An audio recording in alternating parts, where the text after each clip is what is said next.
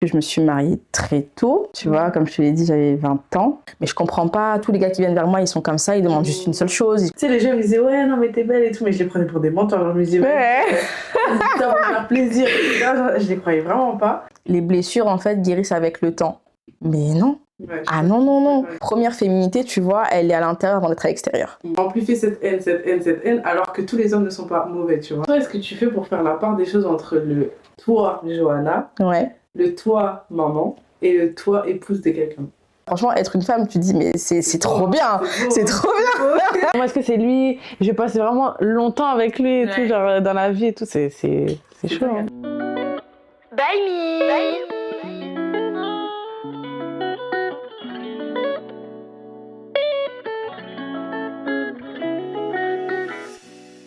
Salut les gars, j'espère que tout le monde va bien, j'espère que tout le monde se porte bien. Donc aujourd'hui on se retrouve pour une deuxième vidéo. On est avec Johanna. Salut. Salut. Donc voilà, un podcast comme on avait fait pour la semaine dernière pour les hommes, maintenant on va faire ça pour les femmes. Donc Johanna, je te laisse te présenter. Oui, je suis Johanna, j'ai 26 ans, je suis mariée, maman de 2 garçons. Et voilà, je sais pas ce que je veux dire d'autre. Tu es du coup la créatrice de Precious Wife, ouais, c'est ça. C'est ça. D'ailleurs, elle a sorti son planner, donc vous pouvez aller le prendre. C'est bien, tu peux nous expliquer ce qu'il y a dedans? Oui, du coup, c'est un planeur pour planifier nos moments avec Dieu. Et je pense qu'on a souvent du mal à relier notre féminité et notre foi. Et donc, c'est pour ça que j'ai créé ce planeur, donc qui comprend plusieurs playlists avec plusieurs thèmes qui sont en accord avec notre foi, notre féminité, les promesses de Dieu pour notre vie, etc. Le choix du conjoint, par exemple, aussi. Enfin, voilà. Il y a plein de trucs dedans. Et voilà. Ok, où est-ce qu'on peut le trouver du coup? Mais du coup, tu peux le trouver, ce sera sur mon site internet. Du coup, je te donnerai le lien pour on le donner. Du coup, j'ai une petite question pour commencer. Comment tu as eu du coup la vision? Enfin, pourquoi tu as fait cette page-là? Genre, comment ça a commencé? Qu'est-ce qui t'a poussé à faire cette page et tout? Faut dire que déjà avant, c'était pas une page.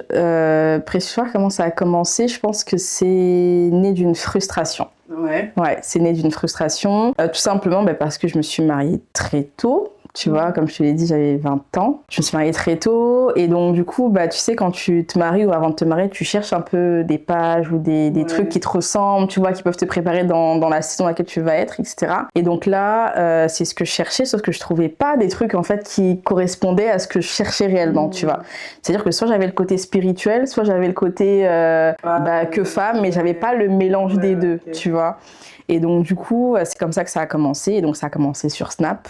Donc, c'était des discussions qu'entre filles sur Snap, tu vois. Et puis après, je me rendais compte que j'avais tellement de personnes qui se rajoutaient que je me suis dit, non, je vais faire un Snap concrètement dédié à ça. Et donc, ça a commencé comme ça. Et puis, j'avais encore tellement de gens, je me suis dit, en fait, non, autant faire sur Insta, au moins, ce sera fait, etc. Et c'est comme ça que ça a commencé. Ok. Ça a été lancé sur Insta et puis après ça a grandi et puis c'est devenu une communauté et puis après ça s'est transformé en coaching, en conférence, en planeur, tu vois. Et voilà. Ok.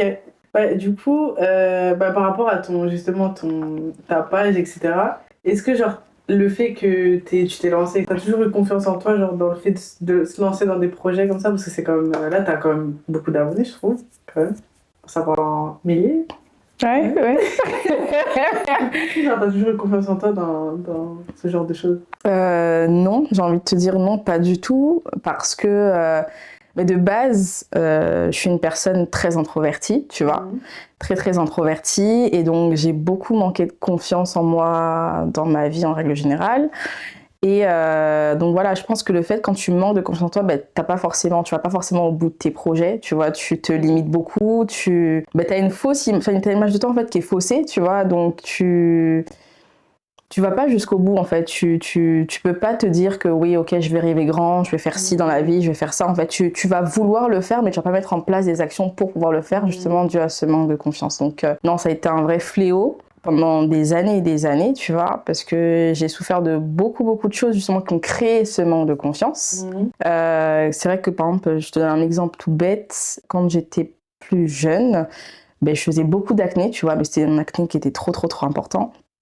Et donc, du coup, ça arrivait quand j'étais en primaire, tu vois. Donc, imagine, t'es en primaire, t'as plein de boutons, t'es en train de grandir, en plus tu rentres dans cette période de puberté aussi, tu vois.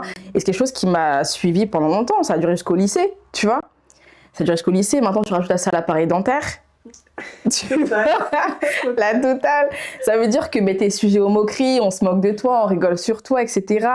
Et vu que de base, tu vois, moi je suis mince, il y avait ça qui s'ajoutait encore. Ça veut dire que en fait, le niveau de confiance, en fait, il était au plus bas. Tu vois, à ce moment-là, le niveau de confiance était au plus bas. Et donc voilà, ça a été difficile. C'est une période qui était difficile quand même. Comment du coup t'as su... Bon là, en vrai, la confiance en soi, c'est super vaste. Tu vois, il y a la confiance en soi qui est dans le physique, dans le comportement, dans la personnalité, etc. Là, je pense que t'as confiance en toi physiquement. Ouais. Comment, on va parler du coup de la confiance en soi physique plutôt. Comment t'as fait pour sortir de ça, genre? Comment j'ai fait pour sortir de ça? J'ai envie de te dire... Ça va paraître cliché, hein, ce que je vais dire. Pour de vrai, ça va paraître cliché. Mais j'ai dû compter sur Dieu. Réellement. En fait, tu veux, c'est la seule période où j'ai vraiment réussi à sortir de ce manque de confiance, tu vois. C'était la période où j'ai bâti ma relation avec Dieu. Parce qu'on reçoit la confiance en soi, en fait, tu vois, c'est ce que tu penses de toi et ce que tu vois de toi, tu vois. Et souvent, elle est liée aux autres. C'est-à-dire que c'est lié à ce que tu vas entendre des autres, ce que tu vas voir des autres, peut-être la comparaison, les dires des gens, etc. Et donc, du coup, tu vois, c'est ce qui va toucher ta confiance en toi. Et donc, c'est vrai que quand j'ai bâti ma relation avec Dieu, ça a été vraiment me baser, en fait, sur ce que lui disait de moi, tu vois, et sur ce que, sur ce que lui disait de moi, sur ce qu'il voyait de moi, tu vois, concrètement. Et c'est à partir de là, à partir du moment où je me suis focalisée sur, finalement, ce que Dieu disait de moi, que cette confiance a commencé à grandir, à se bâtir. Et donc, du coup, je faisais plus forcément abstraction à ce que les gens disaient, tu vois. Et donc, c'est là que j'ai vraiment appris à m'aimer réellement, avec, sans bouton. Et visiblement, c'est quand j'ai commencé à m'accepter, tu vois, telle que j'étais, c'est à ce moment-là, finalement, que t'as l'impression que tout est parti, tu vois. Autant l'acné, autant... non mais c'est une dinguerie. Le fait que t'aies accepté, on dirait c'est comme si Dieu il avait... Ok, maintenant t'acceptes comment t'es, t'enlèves tout, genre. Non mais concrètement, j'ai l'impression que c'est vraiment ça. C'est vraiment, vu que tu t'acceptes, en fait, peu importe ce qui va t'arriver, tu vas t'aimer. Aujourd'hui, c'est vraiment le cas. C'est peu importe ce qui m'arrive, que je grossisse, que je maigrisse, que j'ai un bouton qui pousse ou pas, je vais m'aimer de la même manière, tu vois, ça va rien changer. Et c'est ce qui m'a aidé en tout cas à rebooster ma confiance. Ok, moi, pareil, j'ai eu genre un moment où j'ai pas eu du tout confiance en moi. Moi, c'était... Je pense que déjà, le fait que tu manques de confiance en soi, ça peut aussi arriver des gens de l'extérieur, tu vois. Tu te compares, il t'arrive un truc dans ta vie, du coup, t'as plus confiance en toi, etc. Moi, genre, je m'aimais pas, genre physiquement et tout. Tu sais, les gens me disaient, ouais, non, mais t'es belle et tout, mais je les prenais pour des menteurs. Alors, je me disais, ça va me faire plaisir. Je les croyais vraiment pas. Et c'est un jour où genre, je me suis rendu compte que c'était grave, c'est que j'étais à la fac, hein. C'était en 2019. Je me suis regardée dans le miroir avant d'aller en cours. Et genre, j'ai eu des pensées dans ma tête où genre, je me disais, non mais genre, ne sors pas, parce que les gens qui vont te voir dans la rue vont avoir honte de te voir, genre. Les personnes qui vont te voir dans la rue, miskin, tu vois, parce qu'ils vont te voir et tout. Et j'avais que des pensées comme ça devant mon miroir et j'ai commencé à pleurer, tu vois. Je me suis dit, en vrai, je suis moche et tout, genre, je sers à rien et tout, tu vois. Et là, je me suis dit, non, Claudie, c'est pas normal en fait d'avoir ce genre de pensée. Du coup, ce jour-là, je suis pas allée en cours, je suis restée chez moi. Juste parce que, genre, dans ma tête, je me suis dit, sors pas, genre, tu vois. Et du coup, quand je me suis rendu compte de ça, je me suis dit, non, là, c'est grave quand même. Parce que du coup, dans la parole, c'était le verset je suis une créature merveilleuse. Je vais donner la référence et le verset pour vous. Voilà, dans Psaume 139, verset 14. Je te loue de ce que je suis une créature si merveilleuse, tes œuvres sont admirables, mon âme le reconnaît bien. Et en gros, je me disais, je suis chrétienne, je crois à tout ce que dit la parole, pourquoi je ne croirais pas à cette parole-là, le fait que je sois une créature merveilleuse, tu vois. Du coup, je me suis dit, comme toi, Seigneur, en vrai, aide-moi à m'accepter telle que je suis, parce que toi, tu dis que je suis une créature merveilleuse, moi, je ne me vois pas, aide-moi à me voir comme toi, tu me vois, tu vois. Et vas-y, j'en parlais aussi à mes potes et tout, et j'ai un pote à moi qui m'a dit une phrase. Il m'a dit, ouais, imagine-toi demain, ta fille, elle vient te voir et elle te dit, maman, je suis moche, tu vois. Et genre, je me suis dit, en vrai, c'est ce que je dis tous les jours à Dieu. Genre, il aurait créé une personne moche sur cette terre, c'est pas possible et tout. Et genre, en vrai, je me suis remis tout en question. Je me suis dit, non, je peux sortir de ça, tu vois. En fait, je refusais de me voir moche, alors que, peut-être qu'il y avait quelque chose de beau, tu vois. Ben, c'est ça. Et du coup, et j'ai aussi une pote et tout qui, elle se prend pour une star et tout depuis l'enfance, etc. Je me dis, mais comment tu fais? Et moi, je vais être comme ça et tout, bref. Et du coup, bah, en fait, je me suis même pas rendu compte, mais j'ai appris à avoir confiance en moi. Mais je l'ai même pas, tu sais, je peux pas te dire, genre, il y a ce jour-là, j'ai eu confiance en moi. Genre, je pense que Dieu a fait vraiment un travail sur c'est moi, ça. etc. Et puis en vrai, la beauté, c'est subjectif. C'est ça. Non, mais c'est ça. Et tu sais, c'est une dinguerie ce que tu dis parce que c'est exactement le même verset. Je te promets, c'est exactement le même verset qui m'a aidé à avoir confiance en moi. Parce que comme je te dis, en fait, c'est tellement difficile que je me comparais tellement. Et à chaque fois, je disais, ben pareil, je disais à Dieu, mais Seigneur, pourquoi tu m'as créée comme ça? Ben, je me sens moche, etc. Pour moi, je suis pas belle, etc. Et j'avais ce verset, en fait, justement, qui disait, je te loue de ce que je suis une créature si merveilleuse et mon âme le reconnaît, tu vois. Et donc, ça veut dire que quand je priais par rapport à ça, je disais en gros à Dieu, mais en fait, tu m'as oublié, tu vois, t'as pensé à tout le monde et tout, t'as pensé à mes sœurs, t'as pensé à tout le monde et moi, tu m'as oublié, tu vois. Et du coup, j'avais cette pensée qui me disait à chaque fois quand je me levais, je me regardais dans le miroir, tu sais, je pleurais tout le temps. Ah ouais, bah ouais. Et donc, du coup, à un moment donné, je me suis regardée, je me suis dit, ok, donc je vais dire en fait cette parole tous les jours. Je vais me forcer à la dire tous les jours. Ça veut dire que tous les jours, j'essayais de la dire et des fois, tu sais, le mot, il sortait pas, le verset, il sortait pas, tu vois. J'y croyais pas en fait, tu vois, et donc je pleurais. Et des fois, même si je pleurais, je me forçais à le dire. Donc chaque matin, je m'étais mis ce truc-là de me dire, je vais me le répéter, je vais me le répéter. Et donc en fait, au fur et à mesure du temps, je me suis répétée, et je me suis rendu compte que je pleurais plus forcément. Et je le disais avec plus d'assurance, tu vois. Et en fait, finalement, j'ai fini par y croire, tu vois. Et c'est là en fait où tu te dis, mais c'est vraiment une dinguerie parce que finalement, c'est ce même verset en fait où, tu vois, qui dit, mon âme le reconnaît bien. C'est comme si en mettant ces actions, tu vois, j'ai imposé à mon âme de croire en cette parole, tu vois. Et je pense que c'est ça qui a fait que finalement, quand tu crois en ce que tu dis, tu vois, les choses se passent, se réalisent, etc. Tu vois, donc c'est une dinguerie. De ouf. Et du coup, par rapport à ça, qu'est-ce que tu as mis en place, à part le fait de te dire ça devant le miroir, est-ce que tu as mis des choses en place pour justement apprendre à avoir confiance en toi ou quelque chose comme ça? En fait, mettre des choses en place, j'ai envie de te dire oui et non. Je vais commencer par le oui. Oui, parce que, comme je t'ai dit, je m'étais mis cet exercice-là, par exemple, du miroir, où il fallait que je dise cette phrase, etc. Mais j'avais aussi ces moments où je me suis dit, en fait, je vais apprendre à dire ce que j'aime, en fait, ce que j'aime en me regardant, tu vois. Et sauf que ça, c'était difficile parce que j'aimais rien de ce que je voyais, tu vois. J'aimais rien du tout. Et donc, c'était dur, mais j'apprenais, en fait, à dire non. Je m'aime comme je suis, j'aime mes yeux, j'aime mon nez, j'aime ma bouche, j'aime mon visage, tu vois. Et du coup, j'apprenais à le dire. Donc ça, c'est quelque chose que j'ai mis en place. Après, ce que j'avais mis aussi en place, c'était de faire abstraction à ce que les autres disaient, tu vois.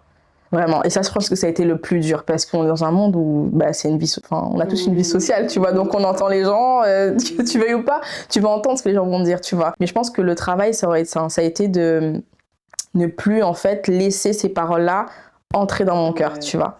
Ça veut dire qu'on peut pas empêcher les gens de parler, on peut pas empêcher les gens de penser. Par contre, on peut empêcher notre cœur de tout recevoir, tu vois. Et je pense que c'est une des choses que j'ai vraiment mis en place, c'est vraiment me dire, en fait, je dépends pas des autres, tu vois. Je dépends que de Dieu, donc je vais me baser que sur finalement ce qu'il veut, ce qu'il dit. Ouais. Et voilà. Moi, il y a un truc que genre, j'ai appris à faire, du coup, parce que je me suis dit, non, faut que j'ai confiance en moi, etc. Du coup, j'ai appris à prendre soin de moi parce que je me négligeais en fait. Ouais. Tu vois, vu que je me trouvais moche, je me négligeais. C'est un cercle vicieux. Ouais, c'est ça. Du coup, je me suis dit, vas-y, apprends. Même si tu te sens pas très belle, apprends à te trouver belle, tu vois. Le travail, si tu veux, il se fait de l'intérieur, mais il se fait aussi de l'extérieur, tu vois. Parce que c'est la façon dont tu te montres aux gens, au monde, c'est aussi la façon dont tu ressens qui tu es, tu vois, concrètement. Donc c'est vrai que quand tu te montres aussi d'une façon... tout le temps t'es négligée, tout le temps vraiment la meuf elle se coiffe pas, elle prend pas soin d'elle et tout. C'est que tu montres aussi d'un côté que tu vois t'as ce manque de confiance, t'as quelque chose en fait qui va pas forcément à l'intérieur de toi. Après c'est vrai le danger c'est aussi de tout le temps se montrer dans son top niveau parce que finalement ça veut dire que tu caches quelque chose aussi, tu vois. Et c'est vrai que l'équilibre il peut être difficile. Mais je pense qu'il faut essayer de le trouver, tu vois. Parce que c'est vrai que quand on prend soin de soi, tu vois, ça nous aide aussi dans notre estime, tu vois. Ça nous aide de fou, tu vois. Mais ouais. Ça aide de ouf, ouais. Et du coup, toi, comment tu fais pour garder ta féminité au quotidien? Genre au travail, chez toi et tout. T'arrives ou pas? En vrai, En vrai, ça dépend. Parce que la féminité, tu vois, c'est vaste. Ouais. C'est vaste. Mais pour moi, la première féminité, tu vois, elle est à l'intérieur avant d'être à l'extérieur. Ça veut dire que pour moi, c'est quoi la féminité? Ce que Dieu a fait de nous, tu vois. C'est-à-dire qu'il nous a créé avec un rôle, avec un besoin, il nous a créé avec un physique, ok, tout ce que tu veux, mais il nous a créé aussi dans notre être émotionnel, tu vois. C'est pour ça que moi, je parle beaucoup du corps, de l'âme et de l'esprit. Et pour moi, la féminité, elle se retrouve dans ces trois choses, tu vois. Dans le corps, dans l'âme et dans l'esprit. Dans le corps, parce qu'on va être différent des hommes, tu vois, on va avoir des formes, etc. à certains endroits. Dans l'esprit, parce que finalement, oui, Dieu nous a créé en fait à son image, tu vois, à sa ressemblance, et il nous a donné quelque chose en particulier dans le rôle qu'il a établi pour nous. Maintenant, quand je parle aussi de l'âme, tu vois, je parle des émotions, c'est-à-dire que on n'est pas pareil, tu vois, en tant que femme, en tant qu'homme, on n'a pas été construit de la même façon. Les femmes, on va avoir, si je peux dire ça comme ça, on va avoir des émotions qui vont être peut-être plus sensibles, par exemple, que les hommes sur certains points. Et donc pour moi, la féminité, tu vois, elle touche ces trois aspects.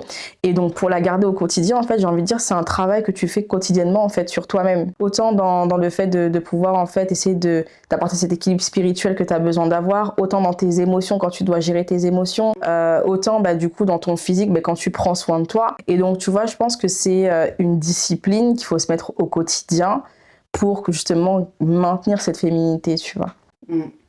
Ouais, c'est vrai, quand j'ai posé ma question, je pensais qu'à l'aspect du corps, genre physique. Ouais. Genre comment garder sa féminité, genre comment être belle, entre guillemets, au travail. Mais en vrai, de ouf, il y a tous ces aspects-là. Mais ouais, oui. Parce qu'en fait, le problème, c'est qu'on pense qu'une fois que t'as pas de make-up, une fois que t'es pas habillée et tout, tu perds ta féminité. Or que pas du tout, tu vois. En vrai, c'est une identité, tu vois. On s'en rend pas compte, mais en vrai, c'est une identité qui englobe ces trois trucs, tu vois. Et donc, c'est pour ça que... je pense que quand tu pars du principe justement où ta féminité elle est pas forcément liée qu'à ton physique mais qu'elle est liée à plusieurs choses, tu vois, tu vois les choses autrement et surtout tu te mets moins de pression. Parce que si tu te bases que sur le physique, en fait, tu vas te mettre la pression tout le temps. Tu vas dire, faut que je prenne un sac, faut que mes ongles soient faits, faut que je sois maquillée tout le temps, faut que je sois coiffée tout le temps. Mais c'est pas ça, en fait. Oui, ça fait partie de ta féminité parce que ça t'ajoute un atout, ça t'ajoute quand même un plus. Et j'ai envie de dire, heureusement, tu vois, qu'on est comme ça parce que c'est une beauté, tu vois. Franchement, être une femme, tu te dis, mais c'est trop bien, c'est trop bien. Tu vois. Et c'est là, en fait, que tu te rends compte que finalement, ta féminité, tu la retrouves partout, en fait, tu vois. Donc, c'est un travail, je pense, c'est une discipline, c'est plusieurs choses en même temps.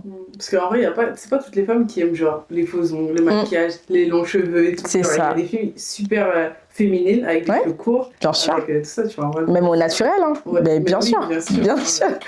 Tu vois, mais c'est ça. Ok. Là, tu vois, donc tu t'as dit que tu étais mariée, que tu étais maman. Oui. Donc comment toi, est-ce que tu fais pour faire la part des choses entre le toi, Johanna, le toi, maman, et le toi, épouse de quelqu'un? Comment t'arrives à faire ça au quotidien? C'est une grande question. C'est une grande question parce que en soi, tu peux te perdre facilement, tu vois. Tu peux te perdre facilement parce que tu prends plusieurs casquettes, etc. Tu as plusieurs rôles.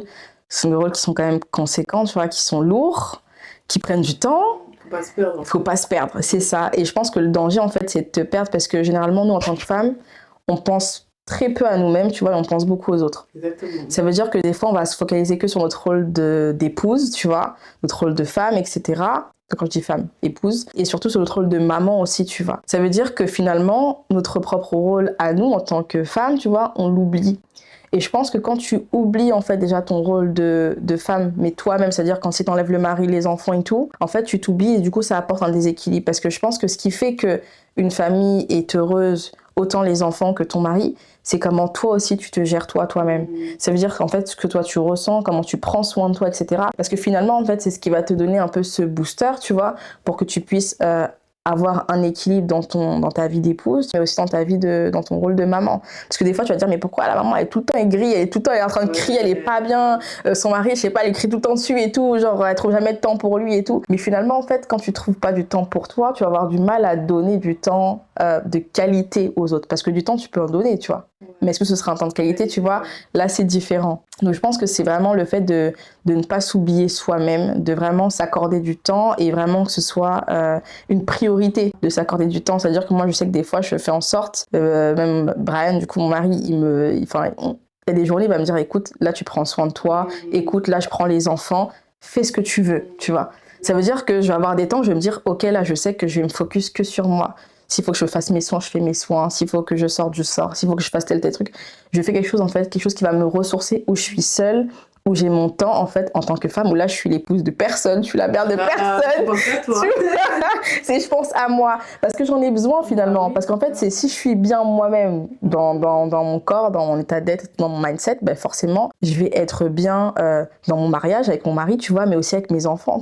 Et donc je pense que c'est l'équilibre, je pense qu'il faut avoir, c'est vraiment le fait de s'organiser, mais de prioriser aussi des temps vraiment pour soi. Et je pense que ça aussi, faut apprendre à prendre du temps pour soi avant d'être maman et avant de se mettre dans une relation, tu vois. Genre apprendre vraiment à... Parce qu'en vrai, tu vois, même si t'es célibataire, sans enfant, etc., tu peux même te perdre, ne pas prendre du temps pour toi. Je sais pas, avec le travail, avec tout ce qu'on a, etc. Mais vraiment apprendre à prendre le temps de penser à soi, en fait. C'est ça. Avant, comme ça, après, t'as déjà l'habitude, du coup, t'essayes de la... Mais c'est ça, hein. Concrètement, c'est ça. Et je me dis, en fait, vaut mieux prendre les bonnes habitudes avant pour que tu puisses justement les rentrer dans ton quotidien après. Parce que le problème, en fait, c'est que quand tu prends pas cette habitude-là, tu apprends à gérer une nouvelle vie, tu vois, avec une nouvelle personne, parce qu'on n'est pas né à deux, on est né tout seul, tu vois. Donc, c'est dire que tu apprends quotidiennement dans cette nouvelle saison de ta vie, entre guillemets, où, en fait, tu as cette nouvelle personne qui rentre ou un enfant qui rentre, en fait, comment tu vas apporter quelque chose que tu n'as pas déjà mis en place, tu vois, ça va être plus difficile, tu vois, et c'est ce qui va apporter beaucoup plus de difficultés. Alors que quand tu as déjà pris cette habitude, en fait, tu sais que, ok, ça, je vais pouvoir l'inculquer dans mon quotidien, tu vois, ça, je vais pouvoir l'inclure dans mon quotidien, et je pense qu'elle est là, la difficulté, tu vois, c'est que, pour moi, même je le dis, hein, même aux filles et tout, que je coach, que j'ai en rendez-vous, etc., je leur dis, les habitudes, en fait, elles sont bonnes à prendre maintenant. C'est important de prendre ces bonnes habitudes avant, pour pouvoir vraiment les emmener après. Parce que sinon, après, c'est trop compliqué. C'est pas impossible, c'est possible, mais ça va être compliqué, tu vois. Et du coup, ça me fait penser à un truc, mais du coup, dans le négatif, le fait d'apporter des choses de notre passé dans le mariage et tout. Sur, par exemple, je sais pas, t'as eu une rupture amoureuse qui t'a déjà fait. Genre le fait de guérir, en fait, des blessures avant. Si t'as eu une rupture qui t'a vraiment fait mal, et comment t'as fait du coup pour guérir de ces ruptures-là, en fait? Comment guérir en gros d'une rupture amoureuse? Ben ouais, je suis passée par là. Après, je pense que la majorité des filles, en vrai, j'ai l'impression qu'on est toutes passées par là. On est toutes passées par là. Mais comment j'ai fait? J'ai envie de te dire, je pense que très honnêtement, pour être honnête, je pense que c'est pas par moi-même. Vraiment pas.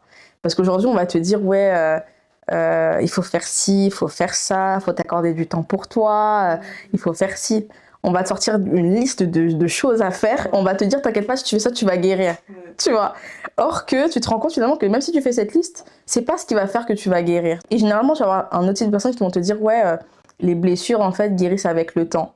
Mais non. Non. Et ça, en fait, je me dis, c'est tellement dangereux parce que les gens, justement, pensent, et voilà, ils pensent que oui, le temps guérit les blessures. Mais non, en fait, le temps, il amplifie les blessures. Tu vois, il guérit pas. Ça veut dire, en fait, aujourd'hui, que les blessures, finalement, tu les étouffes, tu les absorbes, à un moment donné, elles vont ressurgir. Et c'est ce qui fait, justement, que quand tu penses que tu te bases juste sur le temps pour pouvoir guérir tes blessures, à un moment donné, ça pète. Tu vois, ça va exploser, peu importe comment, mais ça va sortir et ça va exploser de la mauvaise manière, tu vois. Et moi, en tout cas, ce qui m'a aidée, encore une fois, ça va faire cliché. C'est Dieu, tu vois. C'est vraiment Dieu. Parce que quand tu prends connaissance de ce que te dit la Bible par rapport à ça, tu te dis, mais en fait, c'est une dinguerie. En fait, tu te dis que la Bible, elle va te dire que Dieu est le consolateur, tu vois. Elle va te dire qu'il a envoyé le Saint-Esprit qui est venu pour nous consoler. Tu vois, on va te dire qu'il est celui qui guérit ceux qui ont le cœur brisé, tu vois. Et généralement, tu peux penser à autre chose, mais on oublie que finalement, même lors d'une rupture, en fait, Dieu a cette capacité de venir guérir nos cœurs qui sont brisés, tu vois. Et moi, je sais que ça a été ça, parce que c'est pour ça que je te dis, en fait, si ça comptait que sur moi, je pense même pas que je serais guérie. C'est pour ça qu'aujourd'hui, tu vois des gens qui vont te dire, ouais, moi, ça fait 20 ans, tu vois, qu'ils ont encore une haine, une rancœur. Tu vas dire, mais comment ça se fait, tu vois? Mais simplement parce que, le temps, tu vois, il efface rien. Et pour moi, c'est vraiment Dieu qui a cette capacité de venir guérir. Et donc, moi, ça a été une action que j'ai pu mettre en place et que je disais à Dieu, en fait, écoute, je sais pas comment ça va se faire. Je sais pas comment tu vas faire, mais j'ai besoin d'être guérie. Tu vois, fais-le. Vraiment, c'était ça, c'était vraiment fais-le. C'est que là, je sais pas. Honnêtement, je sais pas, mais fais-le. Et bizarrement, tu vois, enfin, je dis bizarrement, mais étonnamment, tu vois, il l'a fait. Il l'a fait. Et c'est là que tu te rends compte, tu te dis, mais en fait, c'est une dinguerie. Tu te dis que la Bible, elle apporte tellement de clés, tellement de choses, on s'en rend pas compte. Et finalement, bah, c'est là. Et ça nous aide.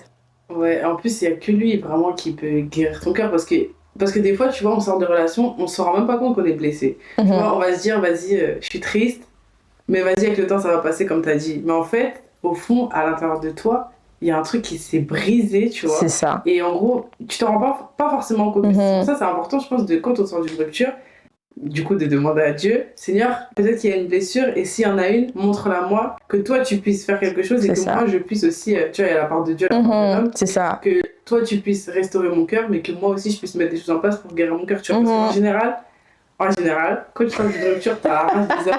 Si c'est eux qui t'ont fait mal, t'as trop la rage et tout, t'as la haine, tu dis vas-y, eux et tout, nanana. Tu dis, c'est fini. Ouais, tu vois, et en fait, surtout les gens certaines personnes qui enchaînent les relations et qui sont toujours malheureusement déçues, elles vont amplifier cette haine, alors que tous les hommes ne sont pas mauvais, tu vois. C'est ça. Donc, ouais, c'est pour ça important de guérir ces blessures, parce que après ça, dans le mariage, tu t'embarques. Là, c'est autre chose. Ouais. Après, tu vois, c'est là, en fait, c'est que tu t'embarques et au finalement, à un moment donné, ça va exploser, tu vois. Parce que tu n'auras pas traité, justement, une blessure qui était là. Et souvent, on va prendre cet exemple, des vraies blessures physiques, tu vois, quand tu vas te blesser. En fait, si t'as beau mettre un pansement, tu peux mettre un pansement. Mais si t'as pas soigné, t'as pas mis ce désinfectant là qui va venir te piquer, qui va te faire mal, tu vois, qui va te faire mal de ouf. Ça me fait trop mal. Qui va te faire mal de ouf. En fait, ta blessure, elle va pas guérir. Ou en tout cas, elle va guérir. Enfin, ta blessure, entre guillemets, si tu mets pas ce désinfectant, ta blessure, elle va pas vraiment guérir. C'est-à-dire qu'elle va peut-être ta peau va peut-être se cicatriser, mais tu vas avoir une infection, peut-être un truc comme ça. Pourquoi ? Parce qu'en fait, finalement, t'as pas désinfecté, tu vois, ta blessure. Et pour moi, en fait, c'est exactement pareil que la blessure de l'âme, tu vois. C'est qu'à partir du moment où tu traites pas ta blessure, tu la désinfectes pas, tu cherches pas à savoir c'est quoi le remède à ça pour que je puisse vraiment m'en sortir et guérir, en tout cas plus tard. En fait, à un moment donné, il y aura une plaie, la blessure, elle va se réouvrir, elle va te faire mal, Enfin, tu vois, on va te dire, bah non, tu es obligé de la soigner autrement. Tu vas dire, mais encore, tu vois, tu vas dire, mais c'est trop. Et pour moi, en fait, c'est de la même façon, c'est que c'est important de prendre du temps pour pouvoir guérir déjà soi-même avant d'entrer en relation, peu importe, parce que, tu vois, là, on parle de couple, etc., mais c'est même pas forcément des relations de couple. Parce qu'en soi, quand t'es brisé, peu importe que ça vienne d'un gars ou d'une copine ou peu importe, en fait, tu vas le répercuter, en fait, sur tout le monde. Que ce soit tes parents, que ce soit tes frères, tes sœurs, au travail, à l'école, peu importe, tu vas le répercuter, tu vois, sur tout le monde. Et il est là le danger, finalement, c'est que tu vas blesser les autres. Tu vois, et on le dit, quand t'es blessé, en fait, tu blesses. Parce que tu donnes que ce que tu reçois, tu donnes ce que tu as, tu vois. Donc finalement, en fait, ta blessure qui n'est pas traitée, tu vas la répercuter et c'est ce qui va créer des relations toxiques. C'est ce qui va créer justement ces cercles vicieux. C'est ce qui va créer encore d'autres blessures, qui va les accentuer. Et puis tu vas te dire, mais je comprends pas, tous les gars qui viennent vers moi, ils sont comme ça, ils demandent juste une seule chose. Et puis ça recommence. Mais en fait, t'as pas traité une blessure, peut-être la blessure de l'abandon, tu vois, qui fait que tu cherches une validation quotidienne. Et tu te dis, purée, en fait, il y a tellement de choses, je pense pour lesquelles on a besoin de prendre connaissance, tu vois. Et je pense que si on a connaissance de certaines choses, eh ben, on va éviter en fait beaucoup de problèmes, tu vois, derrière.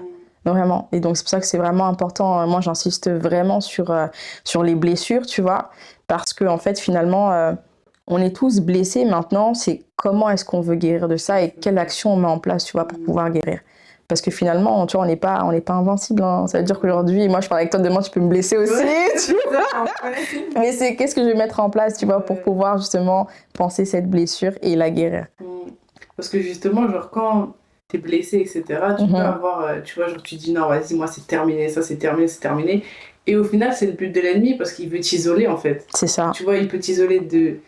Tu vois, tu vas être blessé, par exemple, pour les relations amoureuses, tu vas être blessé des hommes. Tu vas, en relation amicale, tu vas être blessé amicalement, c'est-à-dire que tu vas t'isoler, tu vas dire non, mais les amis, de toute façon, que des déceptions et tout. Pareil pour la famille. Et ça. En fait, tu vas t'isoler et au bout d'un moment, bah, l'ennemi, il aura gagné parce que son but, c'est de nous isoler et qu'on parle pas, en fait. Tu vois, exact. qu'on s'exprime pas et tout. Parce qu'on a besoin des uns des autres, ça, c'est sûr. C'est ça. Après, il faut faire attention à l'entourage, etc., c'est un autre sujet. Mais, enfin, tu vois, genre, et après, finalement, il a gagné parce qu'il t'a bien brisé, t'es toute seule. C'est ça. Et puis, tu finis, tu vois. Bah, c'est ça. Et c'est le danger, tu vois. C'est vraiment le danger, je pense. C'est que, comme tu le dis, hein, je pense que le premier but pour qu'une personne puisse vraiment sombrer, c'est le fait de s'isoler. Tu vois. c'est le fait de s'isoler. Tu vois, on le disait tout à l'heure, on est des introvertis, tu vois, on a besoin de nos moments solitaires. Mais tu vois, il y a une différence entre être solitaire et s'isoler. Tu vois, il y a une différence. C'est quand t'es solitaire, c'est que t'es dans ton coin, t'es seul dans ton coin, mais tu chill de fou, tu vois. T'es bien, tu vois, ça te dérange pas. Mais quand t'es dans la solitude, tu vois, bah là, c'est plutôt, t'es en mode, bah, t'es dans la tristesse, t'es dans un bad mood et tout, t'es vraiment dans un mal-être de fou. Et en fait, bah, c'est ce qui va t'empêcher finalement de réaliser plusieurs choses, tu vois, d'avancer dans ta vie, de pouvoir justement avoir cette pleine confiance en toi, tu vois, de pouvoir justement vivre vivre ta vie concrètement. Et je pense que c'est un atout en tout cas de l'ennemi, je pense, vis-à-vis de l'être humain, tu vois, c'est vraiment de savoir que si je t'isole, entre guillemets, je vais pouvoir te détruire au max et je vais peut-être avoir des pensées suicidaires, je vais peut-être pouvoir te faire tout et n'importe quoi, tu vois, mais voilà. Et je pense que voilà, c'est un danger. Donc, je sais qu'aussi, une des clés, justement, pour pouvoir guérir, tu vois, c'est aussi de passer du temps avec les autres. Vraiment. C'est aussi de passer du temps avec les autres parce que quand tu passes du temps avec les gens, bah, tu rigoles, tu passes des bons moments, tu vois. Et même le rire. Je crois que j'avais vu un documentaire, je crois, où les médecins, en gros, disaient que le rire a vraiment un effet thérapeutique sur le corps. Ouais, thérapeutique sur le corps, etc. Et en fait, ça apporte du bien-être, ça construit quelque chose, tu vois. Du coup, j'ai une petite question. Oui. Qu'est-ce que tu pourrais nous dire, vu que t'es mariée, quels critères tu conseillerais de regarder chez un homme avant de se mettre avec lui? Qu'est-ce que tu nous conseilles? Déjà, j'ai envie de rassurer, tu vois, de vraiment rassurer et de dire qu'il n'y a pas de critères parfaits ou de critères exact, etc. Parce que des fois, tu vas te dire « Ah, mais s'il a pas ça, c'est que c'est pas la bonne personne. » Et tu passes à autre chose, tu vois. On est trop comme ça. On est trop comme ça. Et je pense qu'il faut vraiment prendre Dieu, entre guillemets, tu vois, dans son exactitude, en fait, et qui nous a tous créés de façon différente, tu vois, avec des ambitions, des envies différentes. Et je pense que c'est ça, sinon en fait on aurait tous épousé le même mec, le même style, le même truc, tu vois, et voilà. Et c'est pour ça, je pense que tu vois que chaque couple en fait finalement est différent, tu vois. Par exemple, moi, tu as mon exemple, tu sais que je me suis mariée très très jeune, je me suis mariée à 20 ans. T'as d'autres personnes qui vont te dire, bah non, moi je me suis mariée à 30 ans, moi je me suis mariée à 26 ans, etc. Et pourtant, si tu te basais sur moi, mon expérience, tu vas te dire, ah mais ça veut dire qu'il faut que je me marie à 20 ans, il faut que ceci, cela, il faut que cela, tu vois. Et c'est ce qui met la pression, tu vois. Et je pense que pour moi, il n'y a pas de critères définis, tout est en fonction de chacun et du besoin de chacun. Maintenant, je pense que ce qui peut aider, en tout cas, les filles à bien choisir, c'est vraiment d'avoir quelqu'un qui craint Dieu. Tu vois, vraiment d'avoir quelqu'un qui craint Dieu. Et je pense que ça, c'est la base, c'est le GOAT, c'est vraiment la meilleure des choses. Pourquoi ? Parce que le reste, en fait, ça peut s'apprendre ou ça change avec le temps, tu vois. Mais le fait de craindre Dieu, finalement, tu vois, c'est ce qui va faire en sorte que le gars, quand il y a un problème, tu sais qu'il va pas appeler ses potes, il va pas appeler tel truc, il va pas aller voir ailleurs, ou il va pas faire n'importe quoi. Il va se dire, je m'en remets à Dieu, tu vois. Je vais chercher cette solution chez Dieu. Et même si de lui-même, il va pas chercher, tu sais que Dieu va venir lui parler, tu vois. Donc, je pense que c'est vraiment, je pense, l'un des meilleurs critères. Vraiment, c'est vraiment de te dire que tu te bases sur le fait de rechercher quelqu'un qui a vraiment cette crainte de Dieu, tu vois. Pas qui se présente comme étant le chrétien parfait ou quoi. Non, pas du tout, parce qu'on n'est pas parfait, tu vois. Vraiment pas. Et il y a des escrocs. Non, mais c'est trop.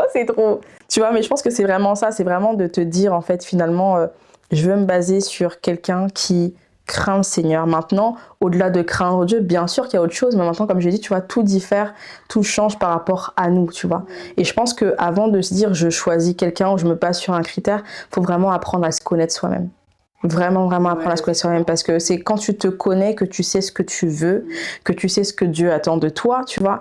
Et donc, c'est ce qui va te permettre de faire en tout cas le meilleur choix pour ta vie. Ça veut dire que tu vas pas t'allier à n'importe qui. Tu vas te dire finalement, parce que je me connais, je sais où Dieu veut m'emmener, je sais mes projets de vie, je les connais, etc. Je sais ce que je veux faire, ce que j'aime faire, ce que je n'aime pas. Quand tu vas discuter avec un gars, que vous êtes d'aborder des sujets, etc., qui fâchent ou pas, tu vas te dire, finalement, ouais, je sais qu'avec lui, je me vois l'aider, tu vois. Je me vois jouer mon rôle pleinement de femme à ses côtés. Je me vois concrètement dans un avenir avec lui et tout. Et donc, je pense qu'il ne faut pas se mettre la pression sur les critères, sur comment est-ce que je vais choisir ou quoi que ce soit. C'est vraiment, en fait, déjà se travailler soi-même pour apprendre à se connaître, apprendre à s'aimer, etc. C'est vraiment de faire un travail sur soi-même et de se baser vraiment sur le fait que cette personne, en fait, bah, elle craint le Seigneur, tu vois. Au-delà d'avoir donné sa vie à Dieu, au-delà de dire, bah, vas-y, c'est un bon chrétien, c'est un bon musulman, c'est un bon peu importe, tu vois. C'est vraiment de te dire, en fait, est-ce que cette personne craint vraiment le Seigneur au point, justement, de pouvoir, en fait, écouter Dieu pour pouvoir m'aimer, tu vois. Et je pense, du coup, que c'est important tu vois, de prendre ce temps-là avant de se mettre en couple, d'avoir ce temps toute seule, célibataire, tu vois. Il dure plus ou moins longtemps, tu vois. Il y en a, ça va durer peut-être 2 mois, 3 mois, il y en a, ça va durer des années, tu vois. Mais ce temps-là où tu apprends à te connaître, savoir qui tu es, genre, qu'est-ce que Dieu t'appelle à faire, justement, c'est quoi ton but dans la vie et tout, pour justement pouvoir aider, en fait, la personne que, justement, tu es censé aider, en fait, tu vois. Bah ouais, non, mais concrètement, c'est pour ça que c'est très très important de vraiment avoir ces temps, je pense, où tu es seul, pour vraiment constater ce que tu es, ce que tu aimes faire, ce que tu n'aimes pas faire. Parce que finalement, en fait, c'est des sujets de discussion qu'il faut avoir finalement avec la personne après. Avant, ouais. Exactement, tu vois. Et le problème, c'est que si tu les as pas, tu vas arriver dans un mariage, tu vas arriver dans une relation, finalement, tu vas te casser la tête parce que tu vas te dire, mais c'est pas ce que je voulais, moi je voulais pas ça, tu vois. Ouais. Et finalement, en fait, bah, c'est des choses que tu peux éviter si tu prends déjà le temps de te connaître avant et forcément, bah, ça t'aide dans ton choix, tu vois. Comment toi, dans ton mariage, t'as appris à être cette épaule-là, justement, que ton mari avait besoin? En fait, c'est particulier parce que on apprend quotidiennement finalement à être cette épaule, tu vois, dont l'autre a besoin. Maintenant, c'est vrai que avant qu'on puisse s'engager, tu vois, concrètement dans notre relation et tout, quand on discutait, on avait déjà entamé ce genre de sujet, tu vois. Enfin, c'est-à-dire que je lui posais des questions, tu vois quoi pour l'avenir, etc. Et lui-même, il m'expliquait un peu sa vision de la vie, et donc il m'expliquait un peu le rôle pour lui que la femme avait, tu vois, qu'elle pourrait avoir dans sa vie, tu vois. Et c'est ce qui fait que ça m'a permis, et ça nous a permis d'avoir en fait de nous lancer dans une relation où on savait à peu près les attentes de l'autre, tu vois. Ouais, okay. Ce qui fait que t'as plus de facilité à pouvoir en fait mettre en action, en application comme tu veux, ce rôle entre guillemets d'épaule, d'aide, tu vois, à ses côtés. Maintenant, en vue de la différence, parce que finalement, on a tous les deux grandi dans 2 foyers différents, donc des éducations différentes. Donc, en fait, on arrive dans un foyer où en fait, on va essayer de stabiliser le truc. de trouver l'équilibre et tout. Ouais. C'est ça. Mais en fait, c'est ce qui fait que quotidiennement, en fait, finalement, tu vas constamment apprendre à être une épaule. Parce que même si tu te dis, ouais, maman, j'ai les bases, c'est solide et tout, finalement, tu vas te rendre compte que c'est un travail au quotidien et tu en apprends tous les jours. Finalement, en vrai, il faut se préparer au mariage et tout, mais en soi, tu apprends beaucoup dedans. Ouais. Parce qu'il y a une question qui peut revenir quand tu sais, t'es au moment de te marier, tu te dis, mais en fait, finalement, est-ce que je suis prête? Est-ce que c'est lui? Parce que je pense que, de toute façon, c'est dans tout. Quand tu es sur le point de t'engager dans quelque chose, que ce soit dans un projet, dans un truc, tu sais, tu te remets tout en question, tu te dis, vu que ça approche, tu vois, tu te dis, est-ce qu'en vrai, finalement, c'est normal, en vrai, se poser. Tu t'es posé ces questions-là quand tu t'es mariée, oui. En fait, finalement, est-ce que c'est lui? J'ai passé vraiment longtemps avec lui et tout, genre, dans la vie et tout, c'est chaud. Hein. Jusqu'à la dernière minute, moi, je me rappelle le jour même où je me rappelle quand j'avançais. Le jour. Ouais. Qu'est-ce que t'es en train de faire? Est-ce que c'est lui? C'est une dinguerie. Non, c'est une dinguerie. C'est une dinguerie. Et je crois que ça arrive à beaucoup de personnes aussi, tu vois. Et franchement, c'est normal. En fait, là, tu passes dans un cadre que tu ne connais pas, que tu n'as pas vécu. Tu vois, donc forcément, tu te poses des questions et t'as plein de doutes, plein de trucs. Et puis finalement, tu te rends compte que non, t'as fait le bon choix. Oui, c'est ça. Parce qu'il y a eu une histoire avant, tu vois, c'est pas le jour que tu te dis non, finalement, c'est pas lui. Il y a eu des années ou même peut-être des mois, mais au moins t'as appris à cette personne. Mais c'est ça. Hein. Mais c'est normal de se poser des questions. Ok, merci. Merci à Johanna, franchement, c'était un honneur. Et n'oubliez pas le petit planeur. En plus, il est imperméable. Franchement, c'est trop bien. Moi, je vais grave 2024, 2025 là. Trop bien. On n'est pas rien en tout cas. Voilà, et puis j'espère que peut-être un jour tu reviendras là. Avec plaisir. Voilà. Bisous, au revoir.